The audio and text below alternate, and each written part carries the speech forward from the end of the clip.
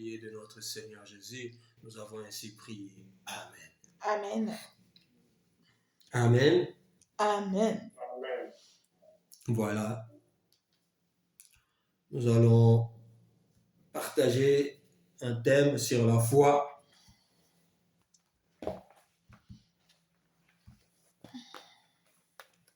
La dernière fois, on avait encore repris ces textes des psaumes, le psaume 11, 3, qui est une interrogation, qui dit « Quand les fondements sont renversés, le juste, que fait-il » Quand les fondements sont renversés, le juste, que fait-il?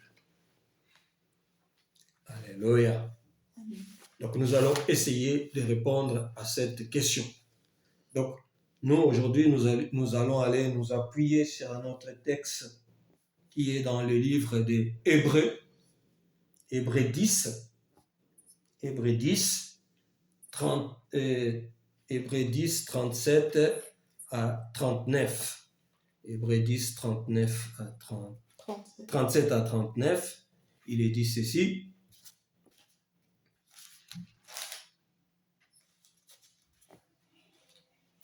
Je lis la parole du Seigneur. Amen. Encore un peu de temps. Celui qui doit venir viendra, et il ne tardera pas. Et mon juste vivra par la foi.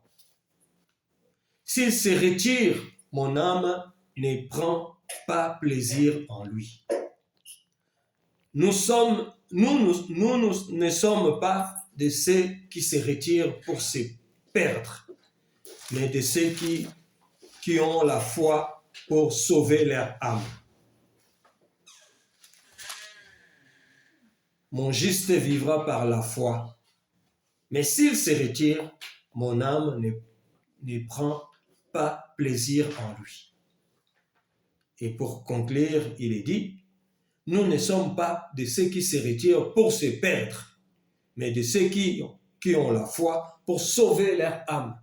Amen. Amen. Donc nous comprenons qu'il y en a de ceux qui se retirent pour se perdre. Nous ne sommes pas de ceux-là.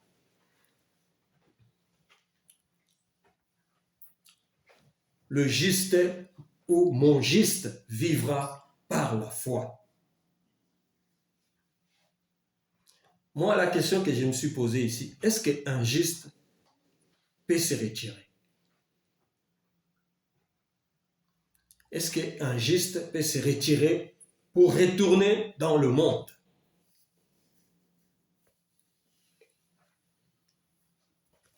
Honnêtement, je vous répondrai que c'est impossible.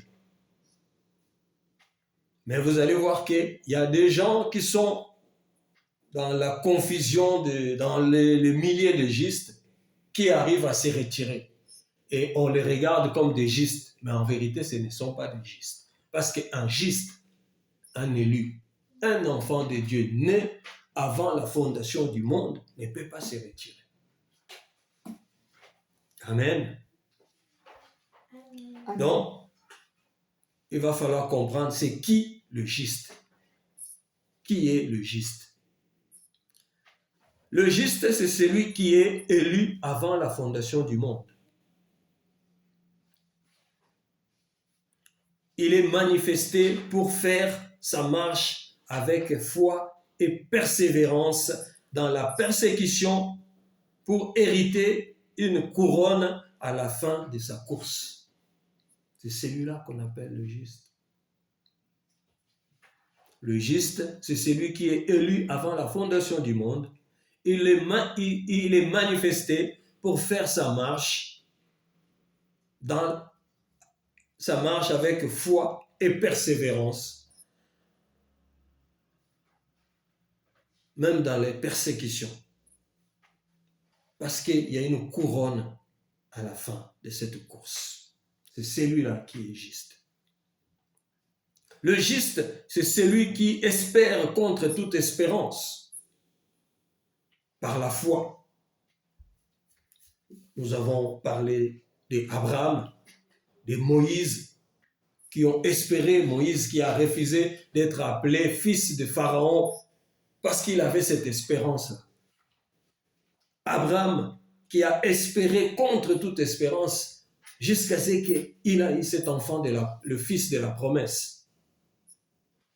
Tout ça, c'est par la foi. Parce qu'il n'y avait rien qui lui montrait en face qu'un jour tu auras un fils.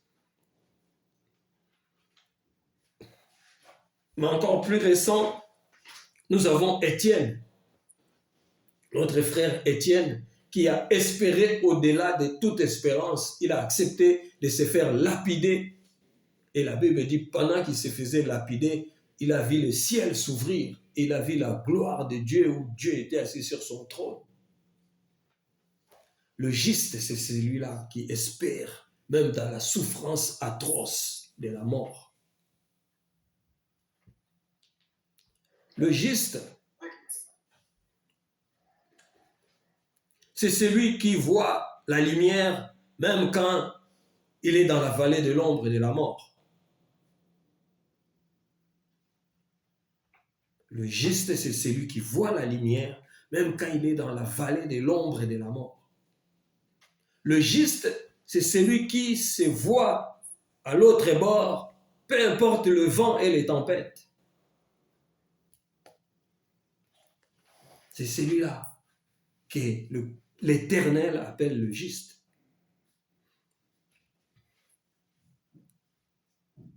Que le vent souffle, que la tempête se gronde.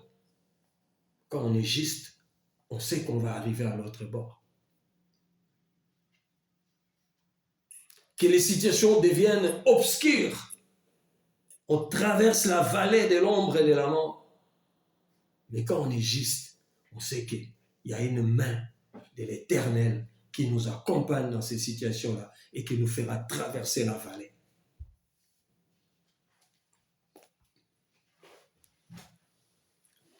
Job 17, 9 nous dira, Job 17, 9 nous dira, le juste, néanmoins, demeure ferme dans sa voie.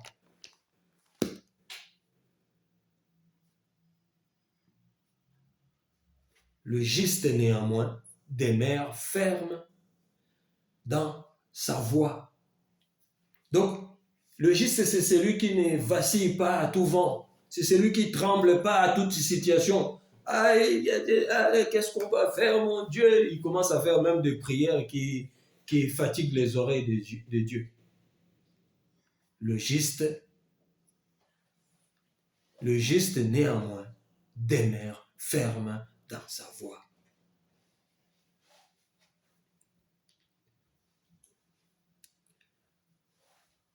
Psaume 125, 1 à 2 nous dit, qu'est-ce que Psaume 125 nous dit sur le juste? Ceux qui se confient à l'Éternel sont comme la montagne de Sion. Elle ne chancelle point. Elle est affermie pour toujours. Des montagnes entourent Jérusalem. Ainsi l'Éternel entoure son peuple, dès maintenant et à jamais. Donc, un juste, il fait confiance à l'Éternel. Peu importe le vent qui souffle, il est là. Il sait qu'il a un Dieu qui lui a donné une ligne de conduite, qui lui a donné la direction. Et il continue à garder le cap. Il ne panique pas à tout vent.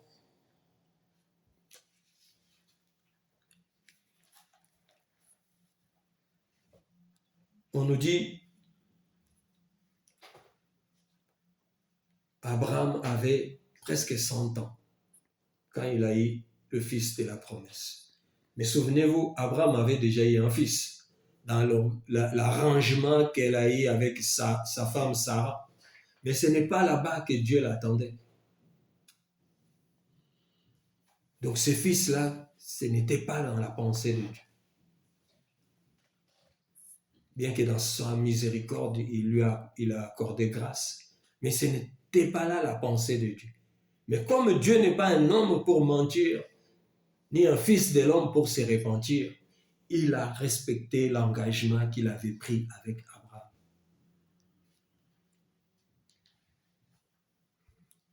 Nous allons lire encore un verset, Jean 4, 14.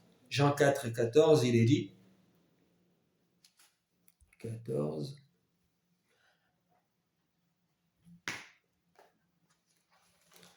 Mais celui qui boira de l'eau que je lui donnerai n'aura jamais soif. Et l'eau que je lui donnerai deviendra en lui une source d'eau qui jaillira jusque dans la vie éternelle. Amen. C'est ça le juste. Le juste, c'est celui qui attend de boire l'eau que Jésus donne. Pas n'importe quelle eau, mais l'eau que Jésus lui donne. Et cette eau-là, quand tu le boiras, ça deviendra une source d'eau en toi.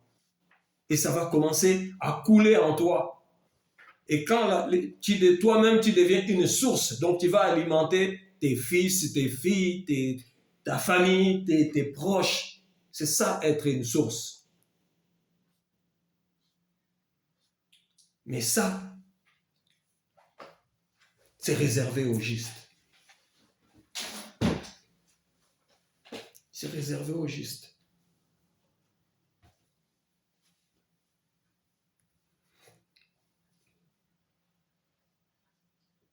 Nous allons ouvrir une parenthèse pour parler de juste qui sort du milieu d'eux. Vous savez, il y a un texte où Paul lui parle, il dit « Sortez du milieu d'eux ». On a dit, dans notre texte de base, nous avons lu « Mon juste vivra par la foi ». Hébreux 10, 38. « Mon juste vivra par la foi. Mais s'il se retire, mon âme ne prend point plaisir en lui. » Est-ce que c'est dans la même pensée de ces justes qui sort du milieu d'eux? Il faut enlever cette nuance-là, parce que ça peut porter à confusion. Le juste qui sort du milieu, c'est un juste qui sort ici de milieu de loups. C'est du milieu de loups ravisseurs. C'est un juste qui n'avait pas le discernement en tant qu'enfant. Quand je parle des enfants, de l'enfant ici, je ne parle pas de ceux qui ont moins de 5 ans ou de 10 ans. Enfants spirituels.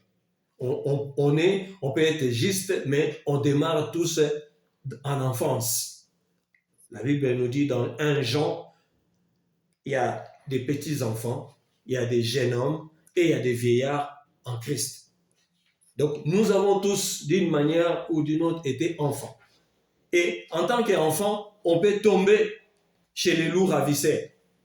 C'est de ceux-là que nous voulons dire. Même des justes peuvent tomber là-bas.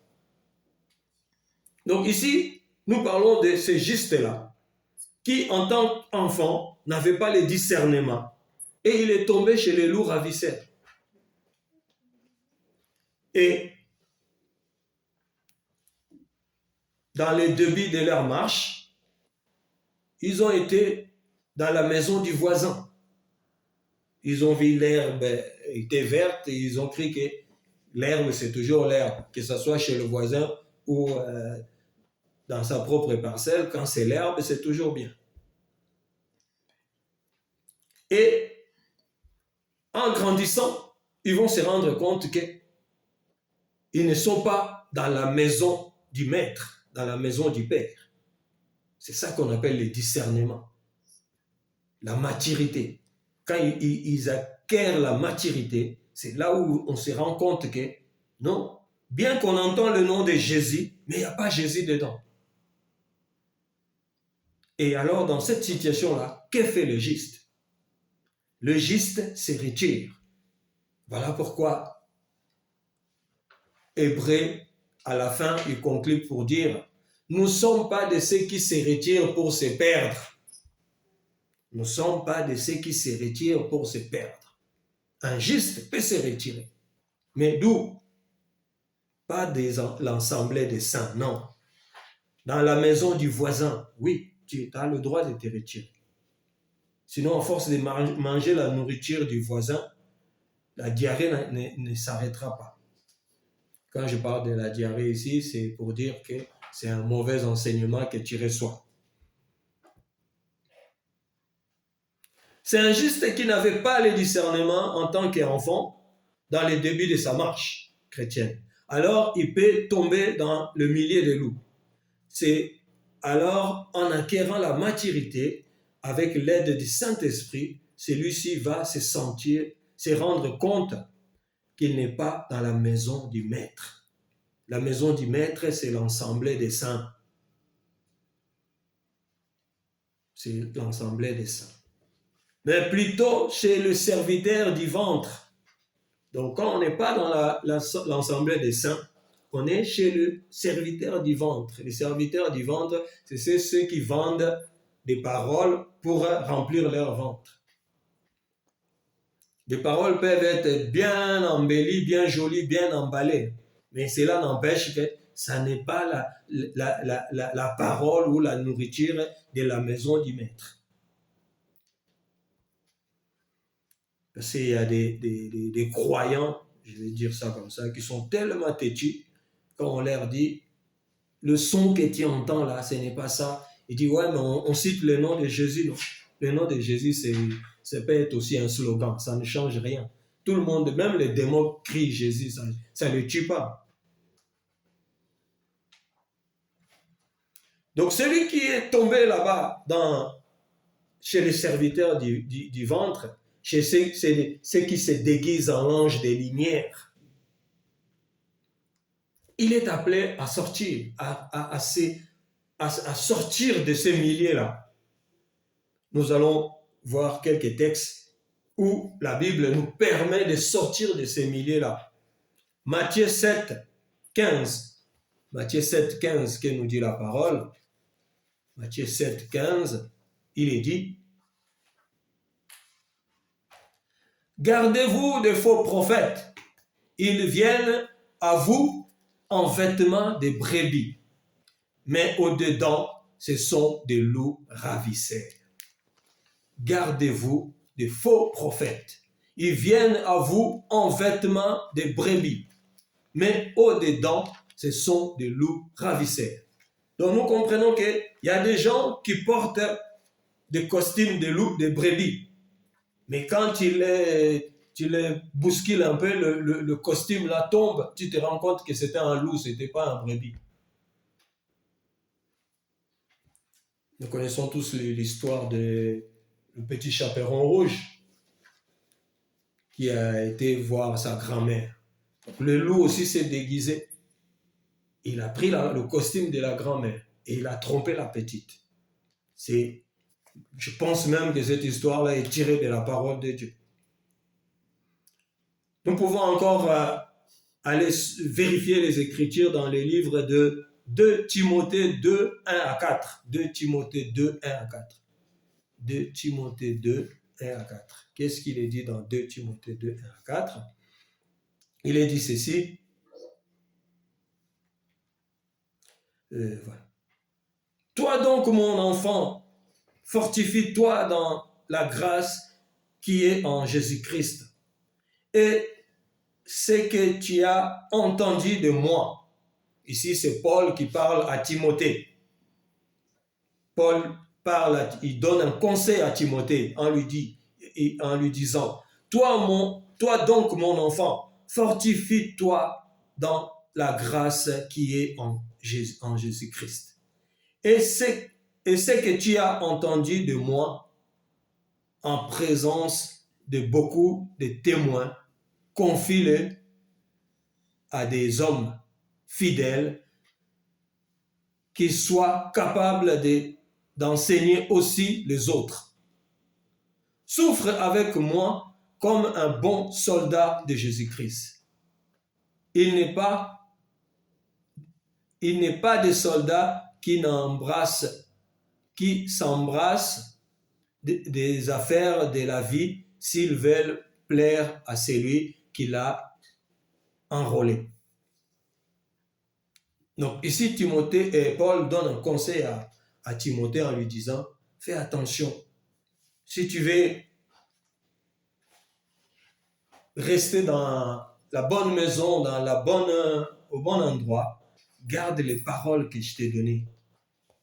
Continue à te confier à Jésus-Christ.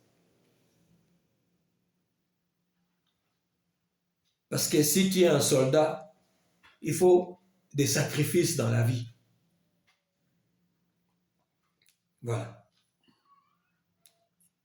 Nous pouvons encore lire 2 Corinthiens 6. 2 Corinthiens 6, on va lire.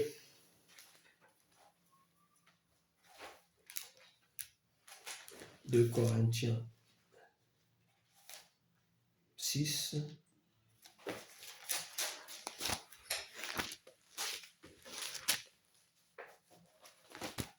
Parce que très souvent, quand quelqu'un commence à ouvrir les yeux, on va lui dire, la Bible dit, n'abandonnez pas vos assemblées.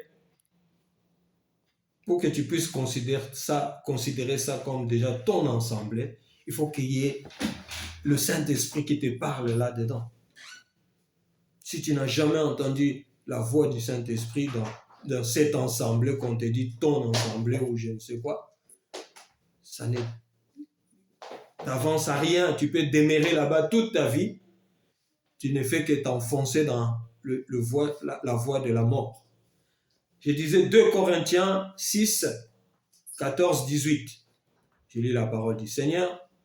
Ne vous mettez pas avec les infidèles sous un joug étranger.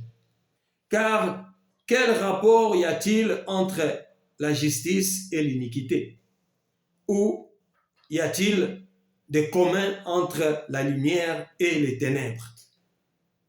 Quel accord y a-t-il entre Christ et Bélial?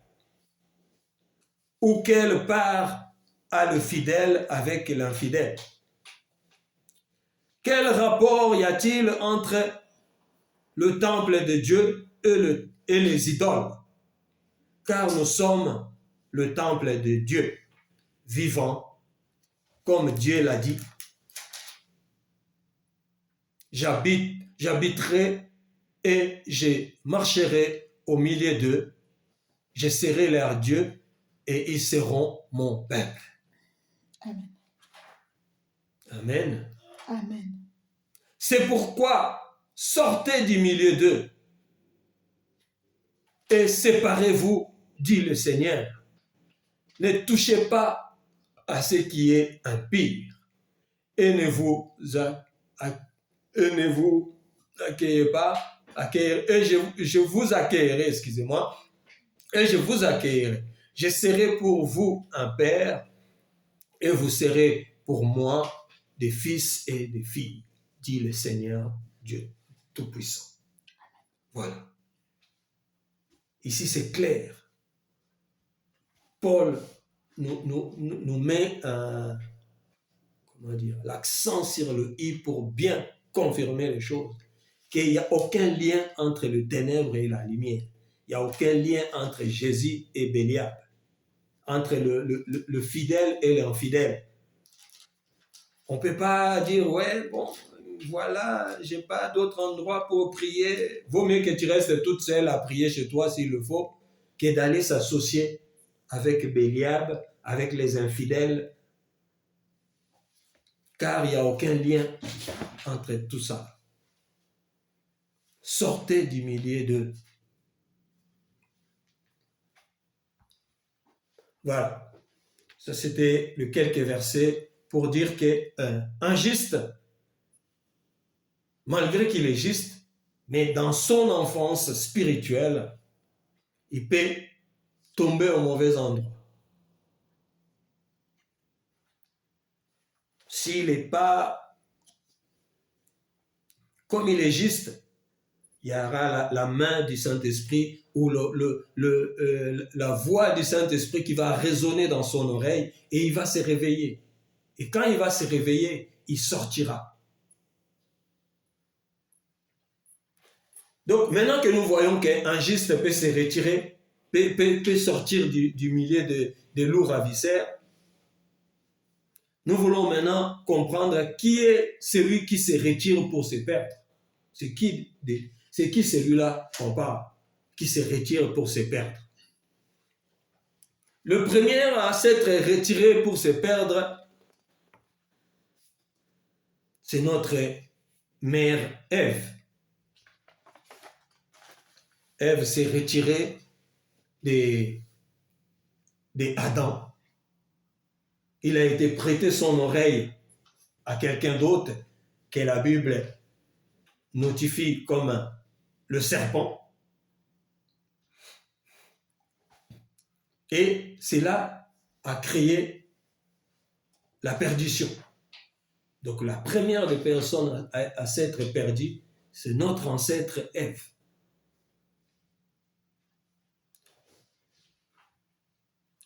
Il a prêté son oreille à une autre voix que celui qu'on lui avait laissé comme un gardien qui était Adam. Et c'est comme ça que le péché est rentré dans le monde. Après, il y a eu son fils Caïn. Caïn s'est retiré pour se perdre aussi. Parce que, souvenez-vous, dans Genèse 4, 5 à 8, Dieu va venir voir cet homme-là qu'on appelle Caïn. Et il dit, pourquoi ton cœur se tourmente autant? Redresse-toi, relève ta tête, fais bien et je porterai attention à toi. Et Caïn ne va rien écouter de tout cela. Si encore Dieu n'était pas venu lui parler, on peut comprendre. Mais lui, il a eu cette grâce-là d'entendre la voix de Dieu qui lui dit, pourquoi ton cœur est aussi mauvais? Redresse ta tête. Vous savez, ici, c'est l'histoire des offrandes. Caïn donne l'offrande des fruits du champ et son frère Abel donne l'offrande des fruits de l'animal. Et Dieu rejette l'offrande de Caïn, il accepte l'offrande d'Abel. Et Caïn va se sentir mal. Mais au lieu de se sentir mal en lui-même, il va porter cette haine-là contre son frère. Et malgré les avertissements de Dieu, il va finir par aller tuer son frère.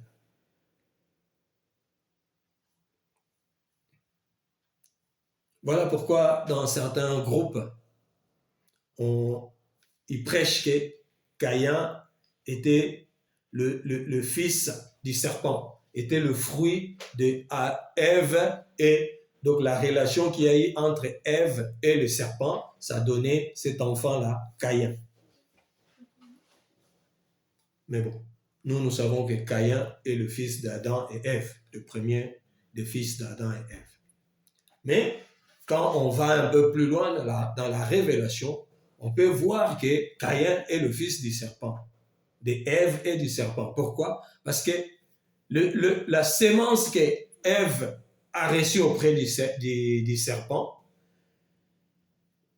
c'est ce qui est resté en elle. Et quand il va concevoir, il va le transmettre à cet enfant-là, Caïn. Donc d'une manière qu'on peut voir ça avec un œil bien ouvert, on peut voir que Caïn était le fils du serpent, mais pas physiquement. Voilà, c'est ce que je voulais dire. Donc, nous avons le premier qui a fait rentrer, qui s'est retiré pour se perdre, c'est Ève. Après, c'est son fils Caïn. Et nous avons un autre modèle qui est Judas, qui s'est retiré pour se perdre. Parce que Judas était parmi les 12.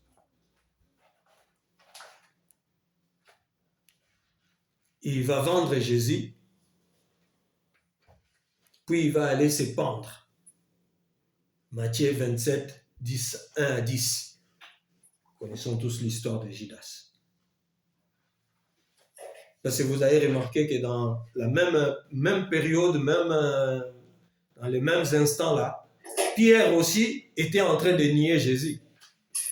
Mais Pierre n'est pas parti se pendre. Pourquoi? Parce que celui qui se retire pour se perdre, il est déjà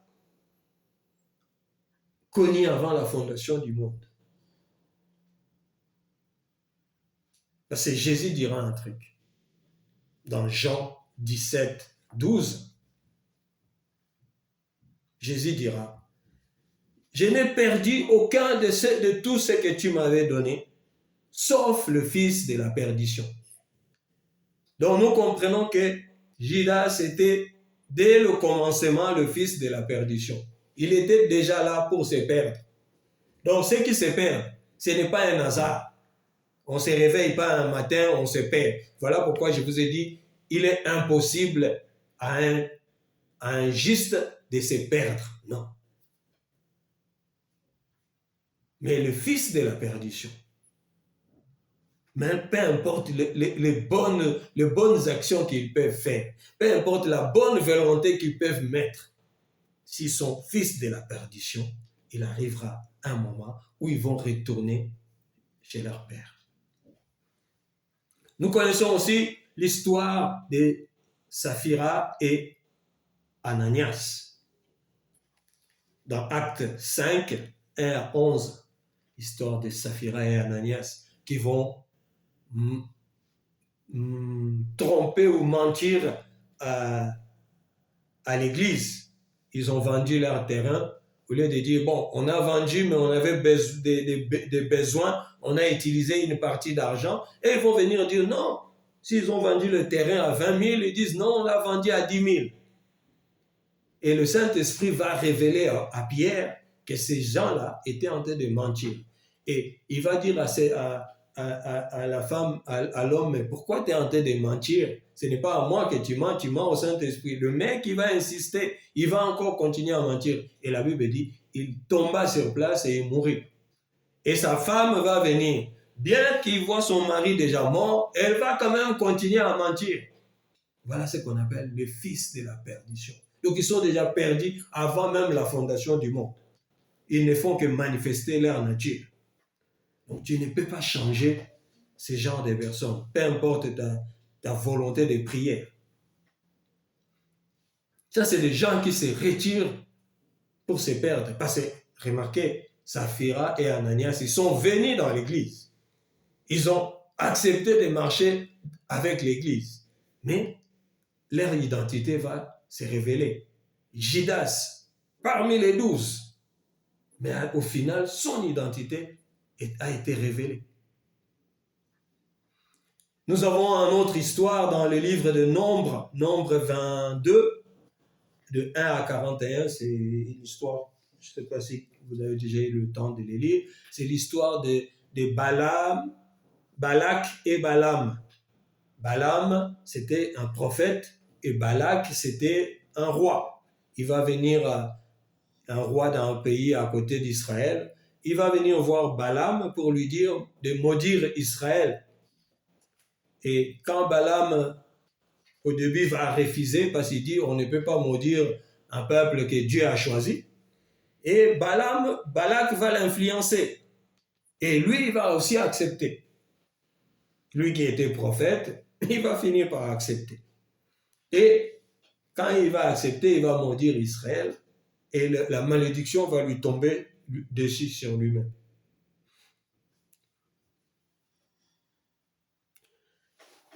Voilà. Donc, dans 1 Jean 2, 19, il nous dit, ils étaient au milieu de nous, mais ils n'étaient pas des nôtres.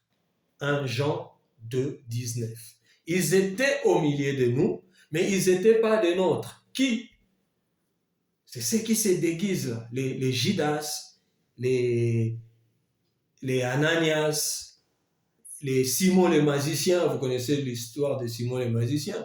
Lui, il a accepté le baptême juste histoire de s'approcher des apôtres pour qu'on lui donne le mystique pour aller faire ses tours de passe-passe.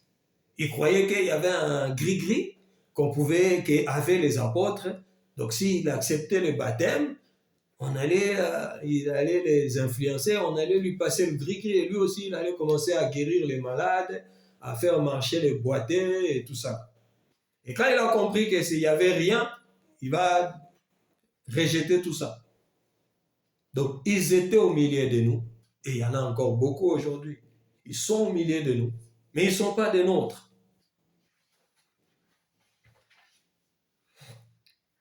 Et de comme ça, il y en a plusieurs. La Bible en parle.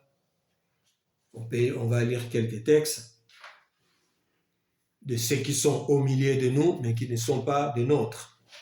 Deutéronome 13:13. Deutéronome 13:13, il est dit. Donc, si on commence à Deutéronome, c'est que vous voyez que ça ne date pas d'aujourd'hui. Ceux qui sont au milieu de nous, mais qui ne sont pas des nôtres. Même à l'époque de Moïse, il y en avait déjà. Deutéronome 13:13. Il dit, des gens pervers qui sortis, des gens pervers sont sortis au milieu de toi et ont séduit les habitants de leur ville en disant, allons et servons d'autres dieux, des dieux que tu ne connais point. Tu feras des recherches, tu examineras, tu interrogeras avec soin la chose et est-elle vraie? Voilà. Ici, on nous fait comprendre qu'il y a des gens qui sont sortis, là, qui sont venus, ils ont dit non, allons examiner. Bon, Moïse, il parle, mais on peut aussi aller vérifier le papa qui est au bout de la rue là. Lui aussi, il dit des choses bien. Psaume 41:9. Psaume 41:9. Psaume 41:9, il nous dit quoi? Il nous dit 41:9, il est dit, il est dangereusement atteint. Le voilà couché, il ne se relèvera pas. C'est lui-là même avec qui j'étais en paix. Je ne sais pas si j'ai pris le bon texte.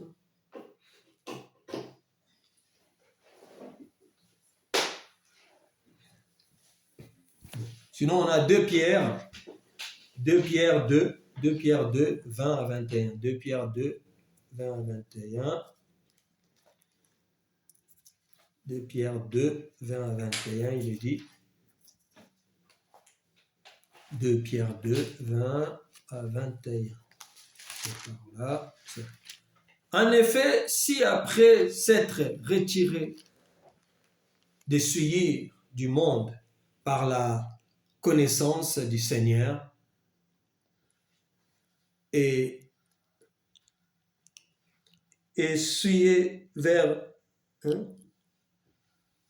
et seul vers Jésus-Christ, ici engage de nouveau et sont vaincus, leur dernière condition est pire que la première. On va recommencer. En effet, si après s'être retiré des souillures du monde par la connaissance de Jésus-Christ et de Saul, donc Saul ici c'est Paul, la connaissance des Seigneur et de Saul vers Jésus-Christ, ils s'y engagent de nouveau et sont vaincus. leur dernière condition est pire que la dernière. Car mieux valait pour eux n'avoir pas connu la voie de la justice que de se détourner après l'avoir connue. Du saint commandement qui leur avait été donné. Donc nous comprenons que quelqu'un qui s'approche de la parole et il commence à le pratiquer et au bout d'un moment il se retire,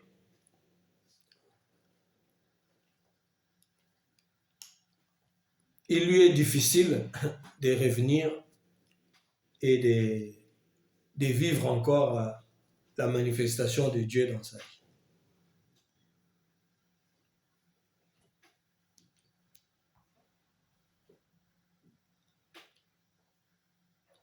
On va lire Matthieu 13, 20 à 21 aussi. Matthieu 13, 20 à 21. Il est dit: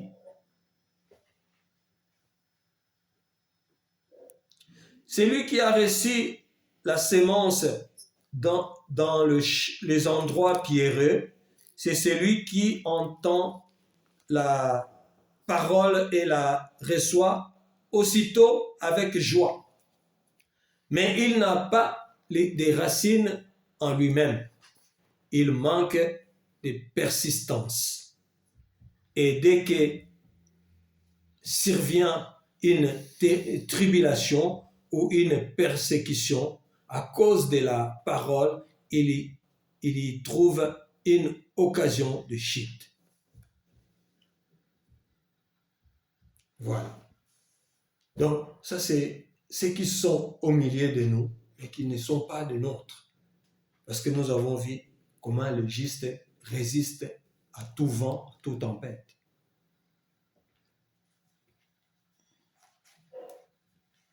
Romains 9, 6 nous dit, c'est important que nous lisons ces textes-là pour savoir faire la différence entre ceux qui se retirent, ceux qui sortent du milieu d'eux et ceux qui se retirent pour se perdre. Il ne faut jamais faire la confusion. Romains 9, 6 nous dit, ce n'est point à dire que la parole de Dieu soit restée sans effet, car tous ceux qui descendent d'Israël ne sont pas Israël. Vous entendez ça? Tous ceux qui sont descendants d'Israël ne sont pas Israël. Donc, tous ceux qui sont descendants d'Israël ne sont pas dans la promesse de Dieu. Un jour, j'ai suivi un rabbin ici, là, il a dit, Israël, c'est un rabbin. Il dit, Israël n'a jamais été le peuple élu. Il est juste un peuple que Dieu a pris comme modèle.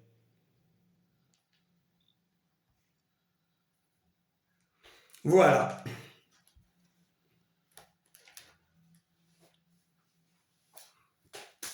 Vous pouvez aussi lire Acte 20, 30. Acte 20, 30, il est dit, Acte 20, 30, c'est là, et qui s'élèvera du milieu de vous des hommes qui enseigneront des choses pernicieuses pour entraîner les disciples après eux. Voilà.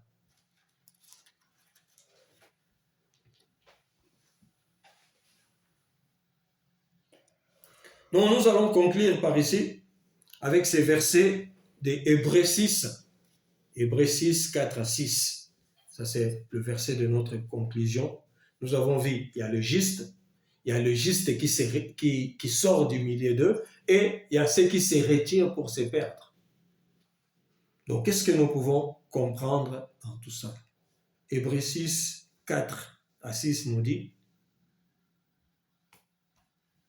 car il est impossible que ceux qui ont été une fois éclairés, qui ont goûté le don céleste, qui ont eu part au Saint-Esprit, qui ont goûté la bonne parole de Dieu et la puissance du siècle à venir, et qui sont tombés, soient encore renouvelés et amenés à la repentance. Puisqu'ils crucifient pour leur part le Fils de Dieu et l'exposent à l'ignominie. Hébreux 6, 4 à 6. On n'a pas dit il est presque, non. Il est probablement, non. Il est impossible que quelqu'un qui a été en Christ, il a goûté comment Christ est bon, il a la révélation du Saint-Esprit, il a vu la main de l'Éternel, qui se retire, il va retourner dans le monde où il était, il va aller regoûter aux choses du monde, et au bout d'un moment, il revient encore. Ça, ce n'est pas Dieu. Ça me fait penser, j'ai vu une vidéo là dernièrement, il y a un monsieur, il dit, il était chrétien, il est retourné à Satan ou au diable et il est redevenu chrétien. Bon, moi je ne suis pas là pour juger, mais moi je lis la parole de Dieu. Il est impossible. Dieu ne va pas prendre un chrétien, le ramener, le faire sortir de la maison pour aller se frotter au diable et pour quel intérêt?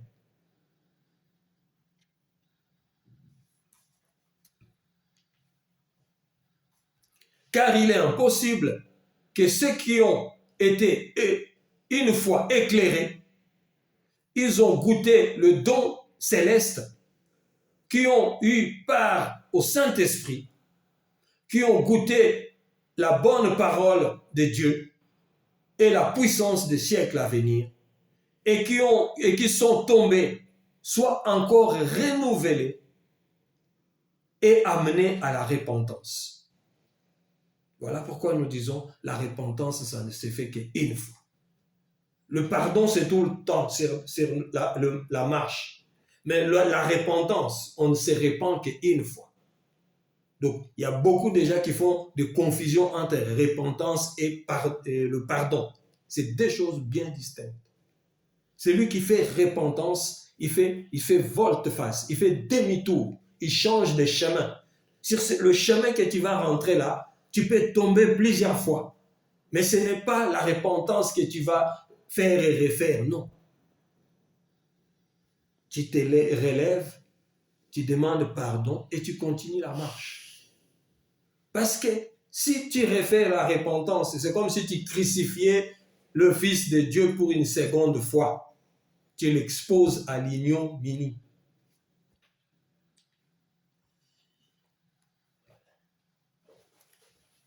Donc,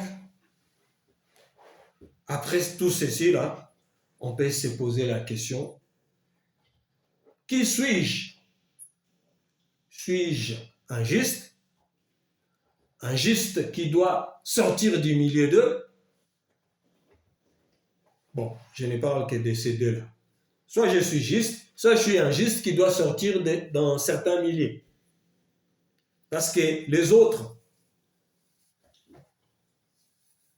si je suis juste, à quel degré se trouve ma foi?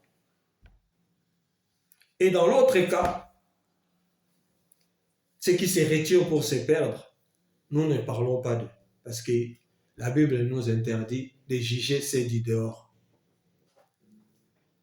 Parce que même s'ils étaient au milieu de nous, mais ils n'étaient pas des nôtres. Donc quand on les repère et on sait qu'ils ne sont pas des nôtres, on ne parle plus d'eux.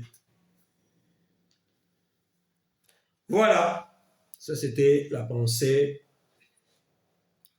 que Dieu nous avait communiquée. Et nous rendons grâce à Dieu